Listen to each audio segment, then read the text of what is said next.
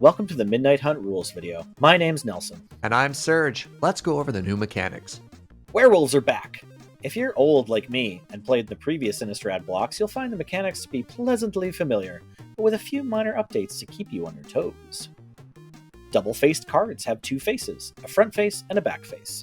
There's a sun symbol in the upper left corner to denote the front face, and a moon symbol for the back face.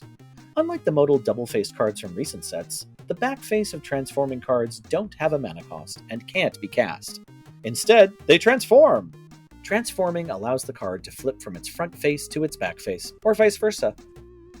When a double-faced permanent is on the battlefield, you consider only the characteristics of the face that's currently up.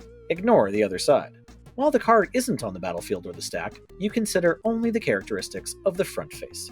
The card's mana value is the mana value of the front face, regardless of which face is up. However, the back face may have a color indicator which defines its color. To transform a double-faced card, turn it over! Congratulations! It has transformed. Transforming a permanent doesn't affect any auras or equipment attached to it. Counters also remain, as do spells or abilities that were tracking that permanent. Damage marked on a permanent is also still there after it transforms. At this point, I am going to remind you that only transforming double-faced cards can transform. You can't transform other kinds of double-faced cards. And if you're ever instructed to transform a card that isn't double-faced, you can safely ignore that. That's right. Don't let them peer pressure your board. The cycle of the sun and the moon is a big part of the story in Midnight Hunt. That means there are a lot of cards that feature the flavorful new keywords Daybound and Nightbound. Day and night are new game states. The game starts as neither, but once day or night starts, they'll trade back and forth for the rest of the game. If it's neither day nor night, and a permanent with Daybound appears on the battlefield, it becomes day. The whole game is day or night. It can't be day for one player and night for another. Double-faced cards care about time of day a lot. When it's day, the Daybound side enters face up. When it's night, you get the idea. But remember, transforming double-faced cards can only be cast face up. Before untap, the game checks to see if day-night should change. If it's day and the active player of the previous turn cast no spells, it becomes night. If it's night and the active player of the previous turn casts 2 or more spells, it becomes day. If you control a double-faced transforming permanent, they will transform at this point. This happens immediately. It's not a state-based action. This happens anytime it becomes day or night, not just during the untap step. Hold up. What happens if I control a Daybound spell, but I cast it at night? That spell will be Daybound on the stack, but will enter the battlefield as its Nightbound face. It doesn't enter Daybound and then transform. But what if a Daybound permanent enters the battlefield without being cast at night? Like if I reanimated it? Same thing. It will enter without being cast with its Nightbound face up.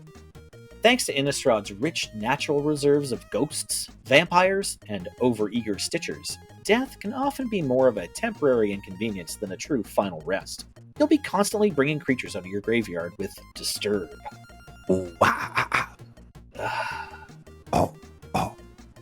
Disturb cost means you may cast this card transformed from your graveyard by paying the Disturb cost rather than its mana cost. The spell will be placed on the stack with the back face up, and if it resolves, it will enter the battlefield with its back face up. The Disturb card goes to exile if it would be put into a graveyard from anywhere. This includes if it would go to the graveyard from the stack.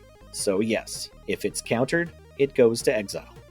We here at Lure Judge Co. always recommend that you maintain a diverse threat portfolio, and the new Coven ability strongly agrees. So much so that it's willing to give your entire team a bonus, if you meet the Coven's requirements. Coven is an ability word that checks if you have 3 or more creatures, each with a different power. Coven only checks power.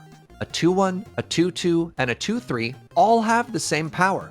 Nice try though. To receive the Coven bonus, you must control 3 or more creatures with different powers at the time the ability triggers and when the ability tries to resolve. That means your opponent can respond to the Coven ability. But it also means it doesn't have to be the same set of creatures in both cases. Remember, Coven only cares that 3 creatures each have a different power. Doesn't matter which. One of my favorite things about zombies is their resilience. They just keep coming back. Midnight Hunt gives us a new zombie mechanic to explore, Decayed. Decayed is an ability that you'll find on some creatures in this set.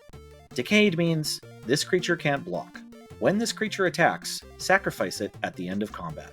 There are no requirements to attack with Decayed creatures, and Decayed does not grant haste. What's better than casting a spell once? Casting it twice. As referenced in the name of the mechanic, Flashback is back! Again! Flashback cost means you may cast this card from your graveyard by paying the flashback cost. If the flashback cost was paid, exile this card instead of putting it anywhere else anytime it would leave the stack. You must still follow normal timing restrictions. That means you can't flashback a sorcery at instant speed. Flashback spells will always be exiled, whether they resolve, get countered, or leave the stack in any other way. That's it for the rules. Thanks for watching.